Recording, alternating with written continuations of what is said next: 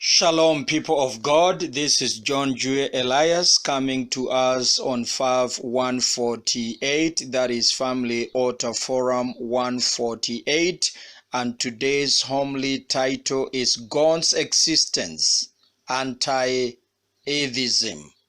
God's Existence, Anti-Atheism. We would want to read from the book of Romans chapter 1 verse 18 to 23. But before I do that, I would want to define two terms. What is atheism? Atheism. Atheism is a belief that there is no God. It's a belief that there is no God. So an atheist is one who does not believe that there is God. But we know those who are believers that there is God. And the Bible really has come up with a few indications to show us that God exists. There are 5 arguments that I'm going to share with you towards the end of this podcast today. But before I do that, I would want to mention a few things from the book of Romans 1:18, and then from there I will make some observation and some conclusion. Let's read from the book of Romans chapter 1 verse 18 to 23. The wrath of God is being revealed from heaven against all the godlessness. I'm reading from NIV. And wickedness of men who suppress the truth by their wickedness. So you can see there is truth suppression by wicked reasoning and wicked propositions. Verse 19, since what may be known about God is plain to them, even those that have wicked propositions, they know that there is God. Because since what may be known about God is plain to them, because God has made it plain to them.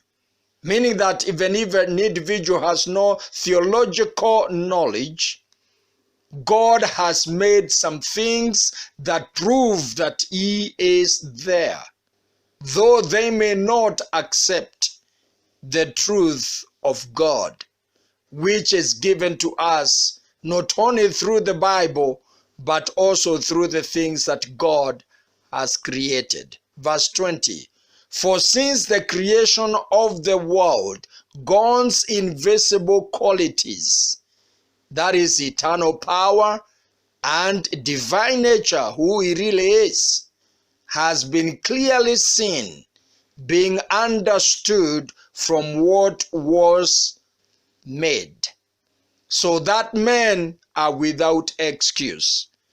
What that scripture means is that God has proved or proven that He is there. He has proven that He is there by the eternal power of doing things. Miracles being done everywhere. Then His divine nature, the essence of God, also has been explained by God by the things that He has made, that there should be no excuse of any man to allege and to proportion that God is not there, or propose that God is not there. Verse 21, for although they knew God, they neither glorified Him as God, nor gave thanks to Him, but their thinking became futile, and their foolish hearts were darkened. You can see there's the darkening of hearts to where these hearts cannot accept that there is God. Why? Because of twisting the knowledge of God, because of twisting of what they know that is true. Then let's go to verse 22. Although they claimed to be wise, they became fools. And we are going to look at that word again, fools. And exchanged the glory of the immortal God for images made to look like mortal man, and birds, and animals, and reptiles. That is talking about idolatry. Those that claim that there are many gods, and they have mortal men, they have birds, they have animals, they have reptiles for their God. Their hearts are darkened, and they become fools. And as such, they say and they allege that there is no God. Verse 24. Therefore, God gave them over in the sinful desires of their hearts, what their hearts wanted to propose, to sexual impurity, for the degrading of their bodies with one another. We'll leave that. So what God has made has a potential of telling us that God himself is there. And God himself has proved it in their hearts and in their conscience, whether they accept it or not. Let's read chapter 2, verse 12 to 15. Chapter 2, verse 12 to 15 of Romans. All who sin apart from the law will also perish apart from the law. Meaning that God, if he has given you the law, he will judge you as per that law. Like he will judge Jews as per the law that he gave them. And all who sin under the law will be judged by the law. Verse 13, for it is not those who hear the law who are righteous in God's sight, but it is those who obey the law who will be declared righteous. And you cannot obey the law unless you receive the law in knowledge. Verse 14, he did when Gentiles who do not have the law do by nature things required by the law. Naturally, they do those things that are required by the law, though they do not have a written law. They are a law for themselves, even though they do not have the law, since they show that the requirements of the law are written on their hearts. You hear that?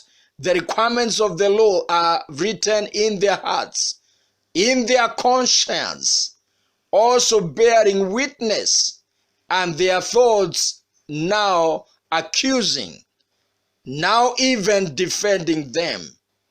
This will take place on the day when God will judge men's secrets through Jesus Christ, as my gospel declares. So even those who do not have the knowledge of God, nature should be able to teach them.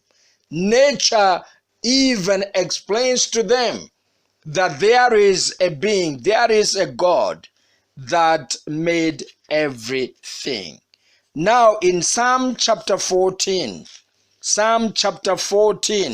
and verse 1, Psalm 14 and verse 1, the scripture reads, Psalm 14 and verse 1, it says that the fool says in his heart, he may not come out on the housetop to say this, that there is no God.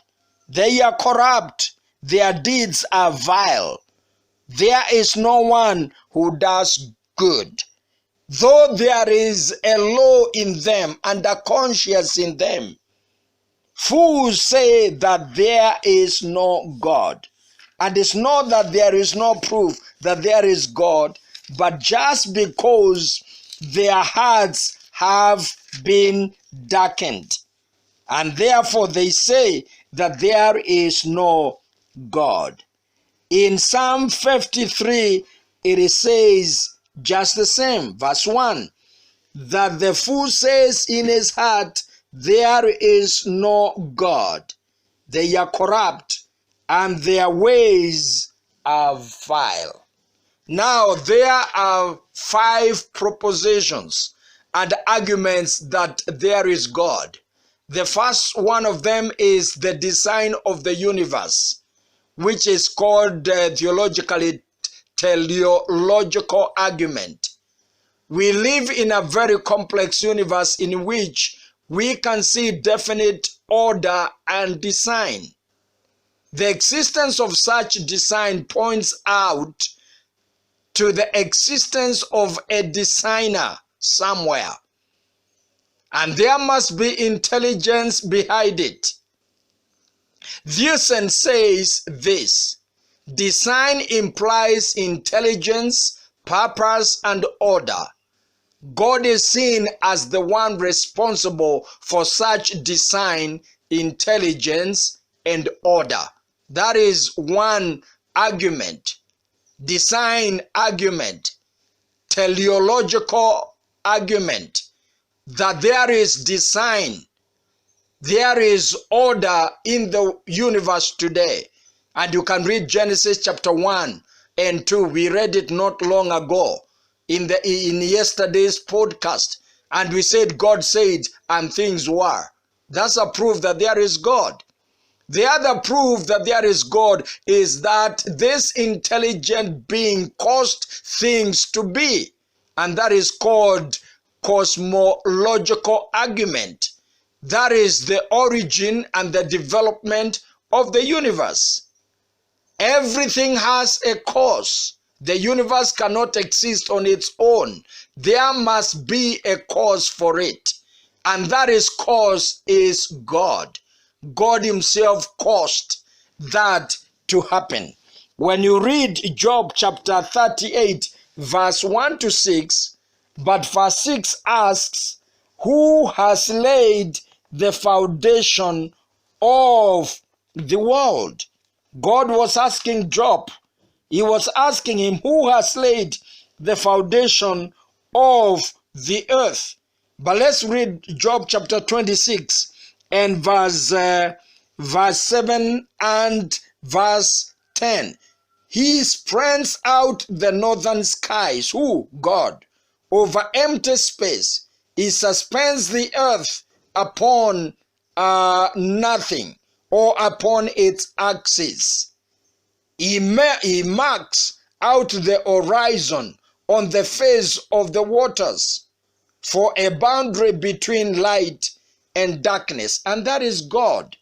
In chapter 36 and verse 38 and verse 6, 38 and verse 6, the scripture reads, on what were its footing set, or who laid its cornerstone? That is a question that Job was asked by God. But we know that God himself is the one who did these things. In Psalm 102, Psalm 102 and verse 25, it says, in the beginning you laid the foundations of the earth, and the heavens are the works of your hands. That is, God made the universe. 103 and verse 5, he set the earth on its foundations. It can never be moved. That is cosmological argument, the argument of the one who caused this universe, and that is God. Number 3, it is ontological argument.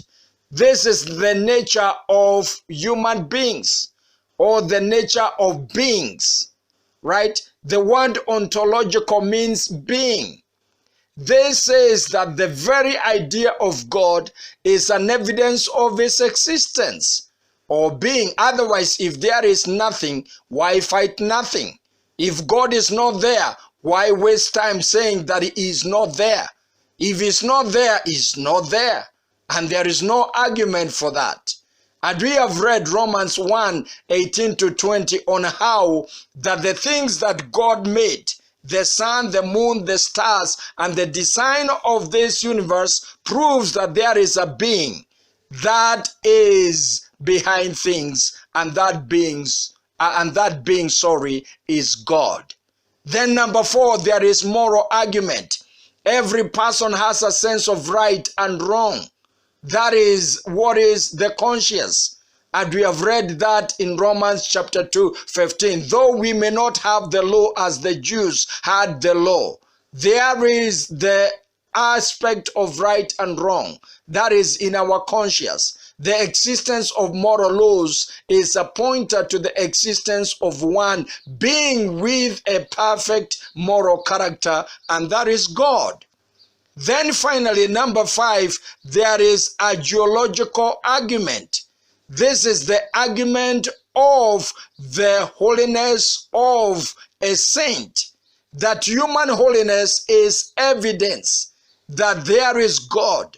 Turning one from a sinner to a saint is enough suggestion that there is God. Saint is one who is holy. Austin Farrer said this. And this geological argument is by the associate professor Robert McSwain of the School of Theology in the University of the South. This is in development in this 21st century, but it began in 20th century. And even Rowan Williams, the former Archbishop of Canterbury, said, instead of arguments, God gives us human beings who make God credible in their lives. When a sinner is converted, is transformed into a saint, it's enough proof that there is God. As God has said, be ye holy